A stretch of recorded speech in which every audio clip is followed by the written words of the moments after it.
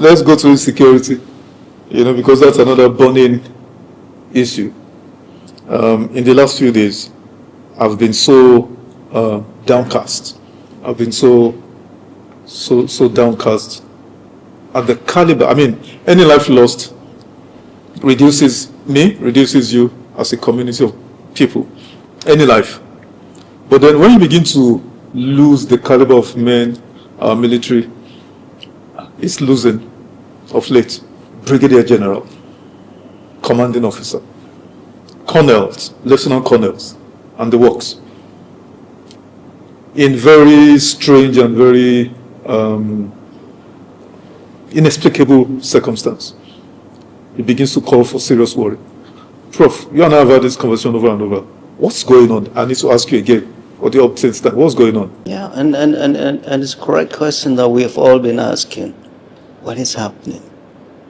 We're not getting any answers from those who should give us answers and make us, those who we elected, or those who are appointed by those we elected to supervise our security, to come and talk to us. Only in Nigeria did you lose 2 generals, the colonel, many 4 or 5 lieutenant colonels, a major. Nobody's talking to us. Yet only a sterile press statement from the DHQ, where they pay the gallant price.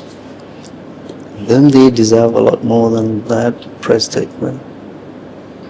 The one that died in Kukawa was buried, not a single service chief was there.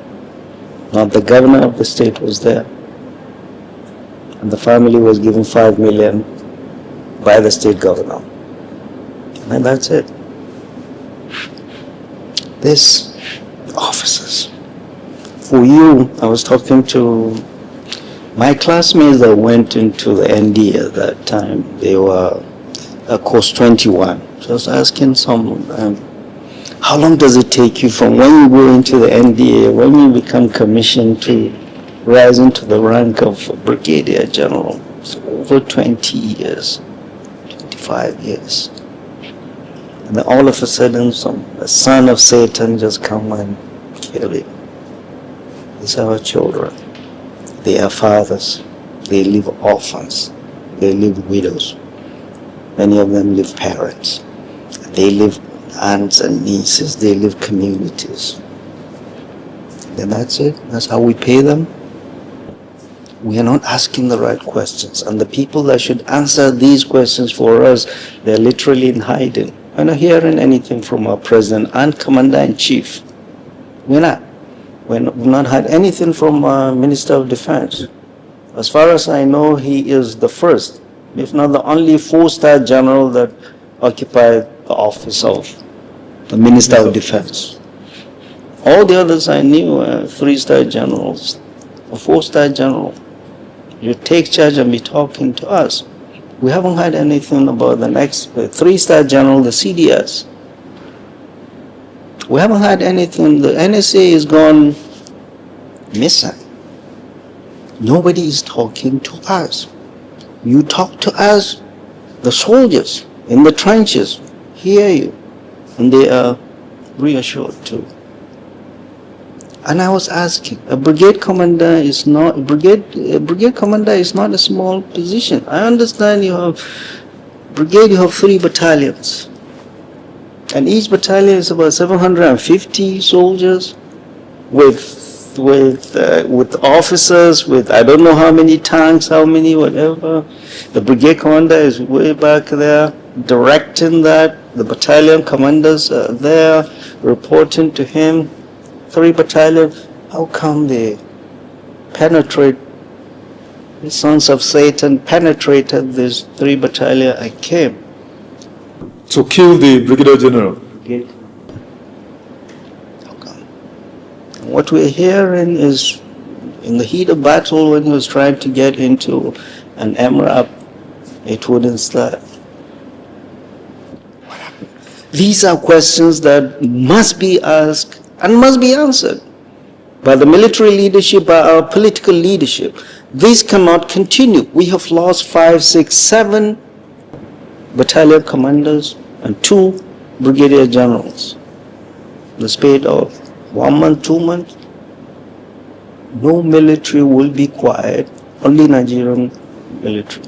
And nobody is telling us how many soldiers have been killed. They will say, oh, 10. Oh, Reuters will say 20. Oh, this. So they are not worthy of being mentioned. You go to the United States, the other day I saw the President Trump, his vice president, and the minister, the secretary of war at the airport to receive the caskets of 3 fallen American soldiers. The other ranks. The president was there, the vice president was there, and the minister of defense was there. Here, they get buried all across. We don't know them. We don't know how many. Who would want to send his child to be a soldier? They went in on their own accord. This is a volunteer military to fight and protect all of us. We're not treating them well.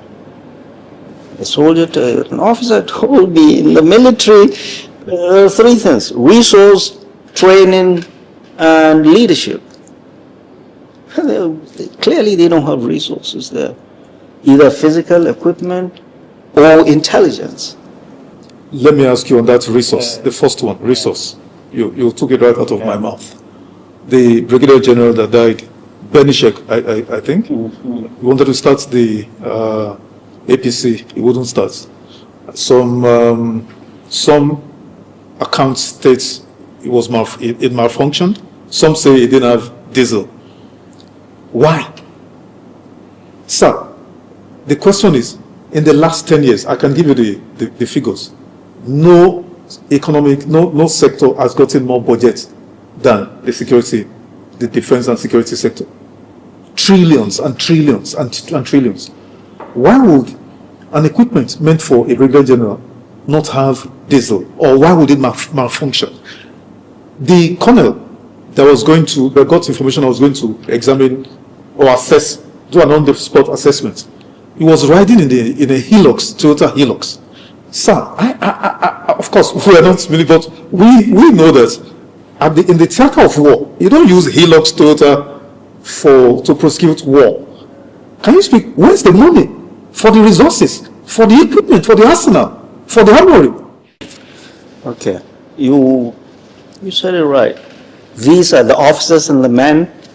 They are fighters. They want to defend, they want to fight for this country and protect us all. They put their lives at risk. Like you said, the colonel with his troops running. Where was he going? He was going to see an on-the-spot assessment. What's happening.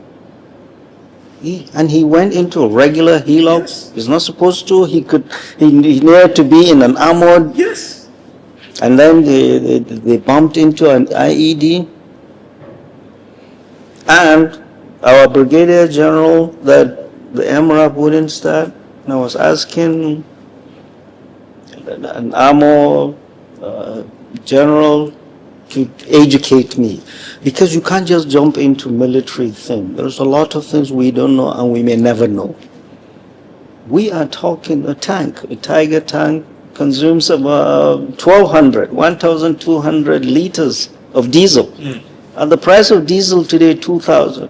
If you do 2,000 times 1,200, it is 2.5 million naira to fill up tank, just one. And he says even to warm it up, yes, you consume tons of fuel. So many of those things, and the commanders there, and the brigade commanders there, are not given the resources. They don't have the diesel, they don't have the arms, they don't have the... You asked a good question, why? Just recently, how many weeks ago, they said they gave the military 3-point-something trillion again. So the question is, where is the money? And unless we start asking the question, where is the money? Is the military under President Bola Ahmed Tinubu, is it treated as other ministries are, where budget is written and money is not given? Or is money truly given, but it's not trickling down to the war front? Questions must be answered, because just like Buhari said, If we don't kill corruption, corruption will kill us. Corruption is killing us. Corruption is killing our soldiers and officers in the front line. We must address this. We are sending our men, officers and men to go and defend us. We are not providing them with the equipment they need. Diesel. Okay, look at the Beni Sheikh. Beni Sheikh is the corridor, it's on the road. Corridor to, because previously they were ambushing, is the road. They were ambushing supplies. Yes. Military supplies to Maiduguri. So they upgraded that to a brigade so that they leave that, they open that corridor of supply. Because any military that is logistics, pathway is blocked, that military is gone. And that was why it was there. And they upgraded it to a brigade so that it keeps that pathway, that corridor of logistics supply to open. Been doing an excellent job because previously they used to lose a lot along the way and they opened that. The question I keep saying is that these bad boys have better intelligence than us, and that is the resource. Resource is not only the money, resource is intelligence. Why? And they've been doing it systematically. Goshe, Konduga, what's the name? All these places they keep hitting. And they keep hitting. Beni Sheikh, everywhere they keep hitting, and they're targeting our officers. If in a brigade you cut off the neck, you kill the brigade commander, what is the morale of... If in a battalion, I have a general friend tells me, look, I've retired a major general, I've gone there, I've done this, but as a young officer, the one position you really want and you feel you're part of the war is battalion commander. Go with the boys. In the front, they take orders from you. Even the GOC will... It's you the boys see and look up to. So you see, they kill the battalion commander. What do you expect the boys to do? The morale of the boys. We should provide whatever our military needs, and it should get to them. And we should look, I mean, it's been very, very depressing for everybody in this country. We've been losing our soldiers, losing our officers. Losing our officers. We haven't lost this many officers in those so short a time for a very long time. And we must continue to ask the questions, what are Americans doing to help us? They've been around in that theater. Are they not helping us with the intelligence? Because clearly this Boko Haram issue of the better intelligence than us.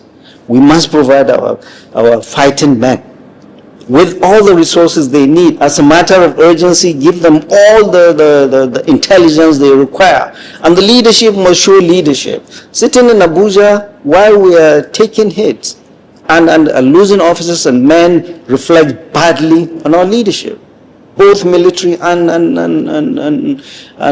political leadership. And they need to talk to us. These soldiers, they are our children, they are our brothers, they are our uncles, they are... Talk to Nigerians so that they know, so that they feel assured. But all is not well in this country. All is not well, Mr. President. But then, the big question is, how come these bad guys, I mean, I used to use the word ragtag, but I've learned not to say that anymore. Because anybody who could assess a brigadier general, a brigade commander, you don't call that ragtag anymore. How is it they seem to have better military equipment than, how is that possible? What's going on? So you see this, their connection with the outside. Outside, exactly. This ISWAP, ISIS, yes. Whatever, their connection. Well, where is it coming from? How is it getting into the country? Borders are everywhere. And the borders are not secured? You know they're not. You know they're not. You know they're not. So we have... It's really very, very depressing. The way things are going, they are not going right. The loss of our soldiers and our officers is the decline of any military, is the decline of any country. Of any country. Prof, so that let's keep track of time. Let me ask you straightforward. Is the president giving enough attention to security issues, in your opinion? I've said it several times. I've written that President Bola Ahmed Tinubu is the first commander-in-chief we have in this country that is not paying attention to security as he is to the economy or politics. And I said it the last time we met here, and it's cascading down to his leadership. When the CDS went to Borno, when they were asked to deploy, he clearly looked irritated and saying people in Borno and Yobe should handle their security, blaming the victims. Look at what happened in that market. So what of all the money they're giving you? We need to know if all the money we are seeing on paper, 3-point-something trillion, is it truly given to you, or is it like it's done with all the ministries, money is not being cashed back to you? If it is, where is this money? Why is it not reflecting in arming our officers and men in the front line? And why are we losing our officers? Why? And men? And why are we not knowing the number of men killed? We just say one soldier or 10 soldiers. They have parents.